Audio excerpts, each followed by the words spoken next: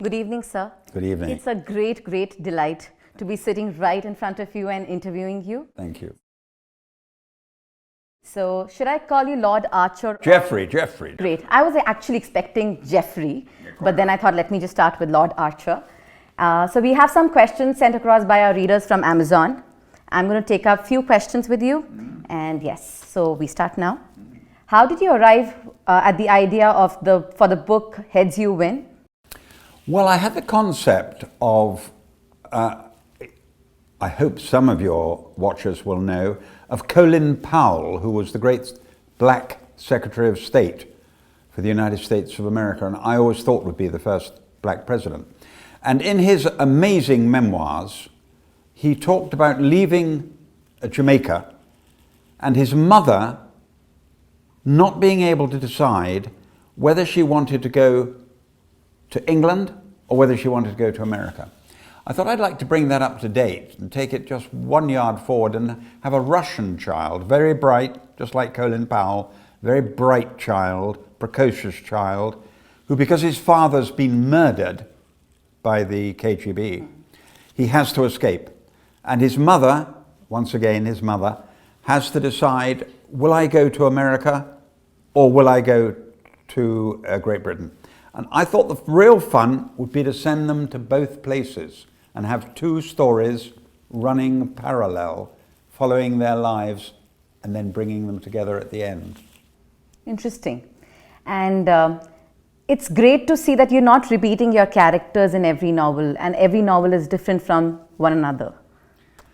That was a big challenge in a way, having just done the Clifton Chronicles, having just done 7 books in a row, to suddenly decide. But the trouble was, I'd got this idea for wanting to do the double story, and I couldn't resist it. So I waited until the end of the Clifton Chronicles and then decided to do Heads You Win. I was reading somewhere that you thought that 5th novel for Clifton Chronicles is going to be the last one, but then you continued to the 7th novel. One of the problems with the 5th novel of the Clifton Chronicles being the last one was quite simply that they were all 40 years old. In fact, one of them was 38.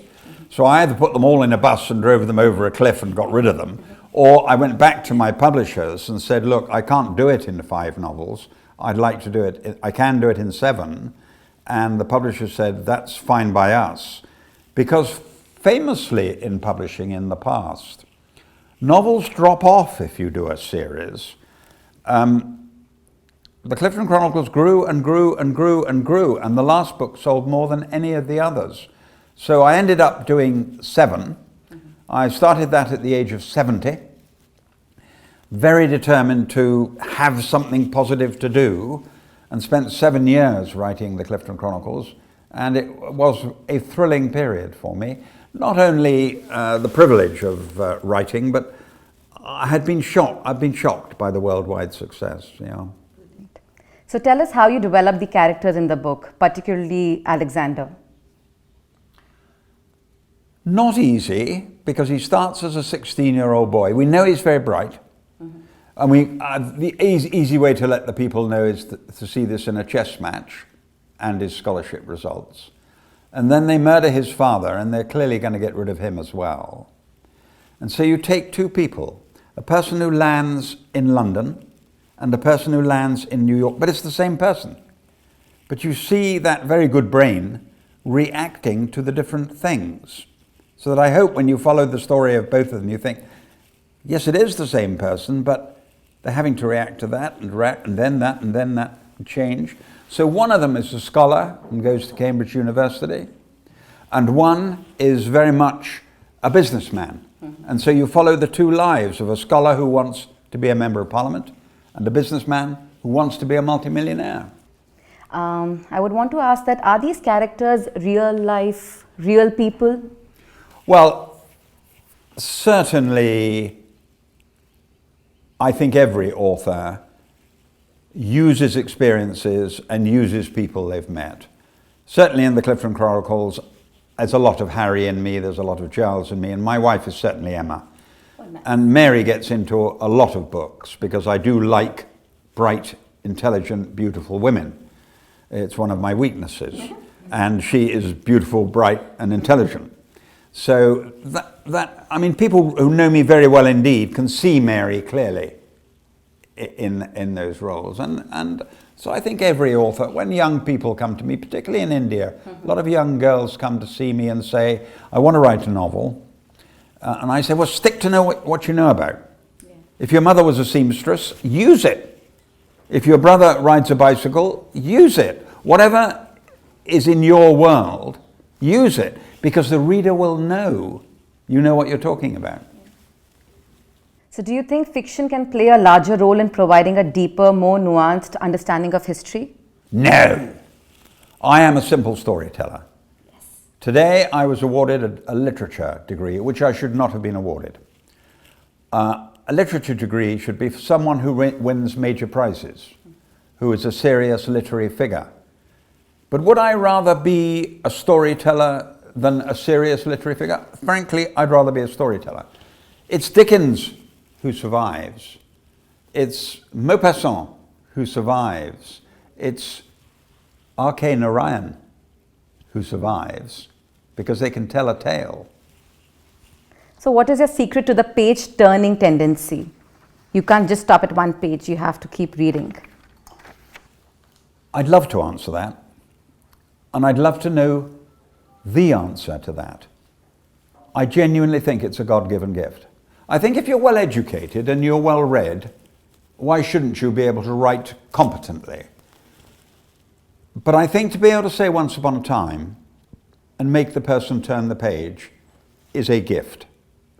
You can't pop down to the local shop and say, I'd like a pill that would make me a storyteller. I'm not an opera singer.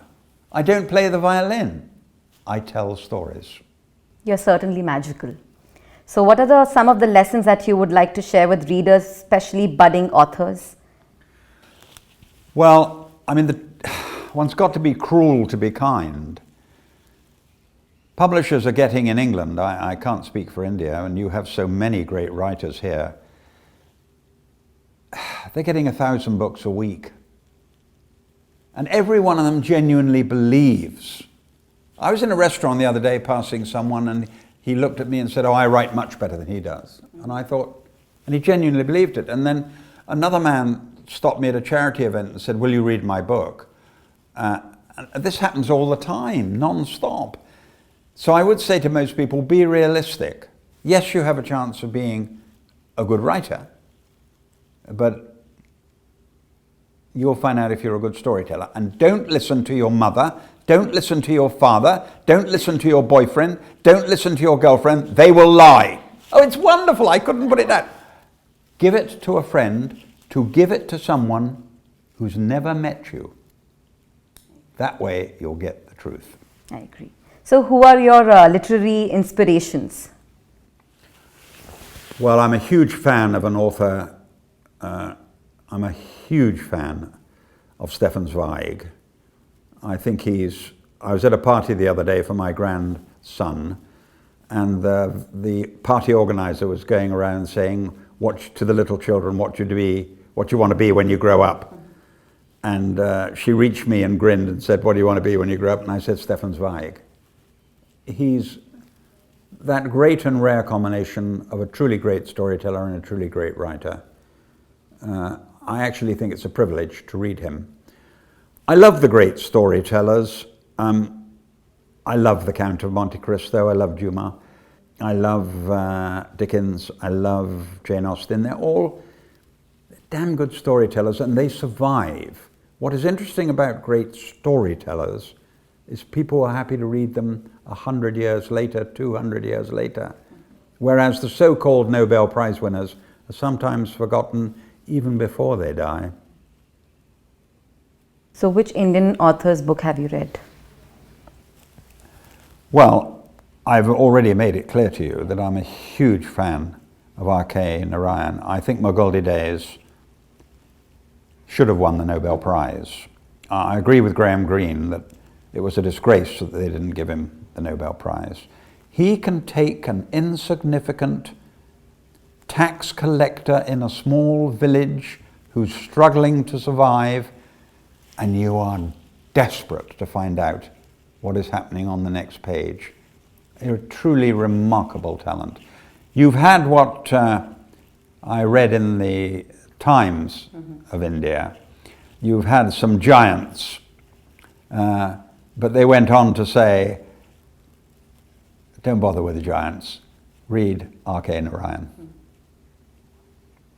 So how did publishing your first book change the whole process of writing? Way back, not a penny more, not a penny less. Sold the momentous figure worldwide of 3,000 copies. Now sold 27 million. But it only sold 3,000 in hardback, and I was struggling and in debt. My wife told me to get a proper job. But Cain and Abel changed everything. Yeah. Cain and Abel changed my whole life.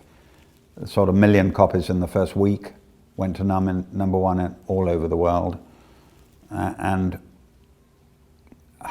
the fans, well, it's on its 124th edition.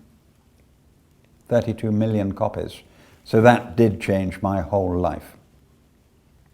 And what is your take on reading a physical book versus reading it on a Kindle? The publishers, and indeed the professionals, are very touchy about Amazon as such. The author isn't. The author wants to be read. I want to be read. I get stupid people who stop me and say, oh, do Amazon pay you? I mean, they really believe that they take these books and just print them out and don't pay us. They pay us very well, thank you. And indeed, if you're on an aeroplane or if you're going abroad, do I want to carry 5 books in my case? My little Kindle, beautiful little Kindle, which I've got the very latest one, I can have someone stop me in the street and say, have you read X? And I say, no, should I? Oh, Jeffrey, you'll love it, you'll love it. I can tap it up in a few minutes. So I am a heretic because I love Amazon. Oh, great. And because you've been to India so many times, right? Multiple times.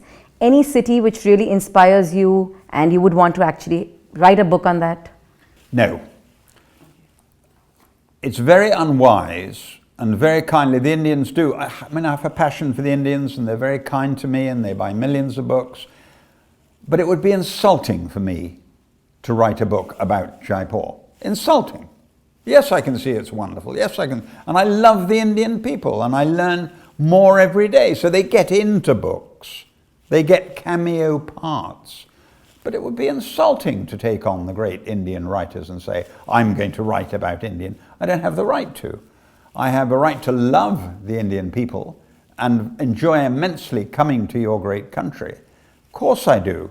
But I have not got the effrontery to sit down and write an Indian novel.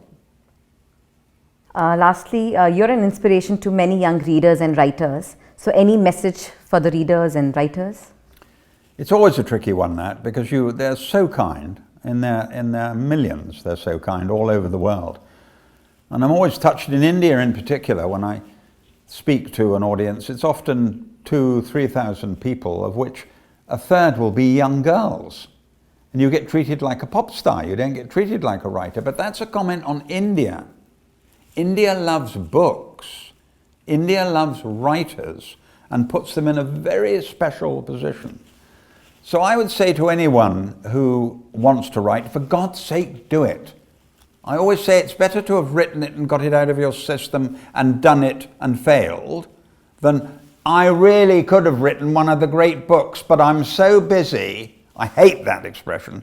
Pick up a pen and get on with it. Every year, someone writes a book that shocks and surprises everybody and goes to number 1. And a year before, no one even knew their name. Thank you so much, Jeffrey. My pleasure. Pleasure sitting right here interviewing you. Thank you so much. Thank you.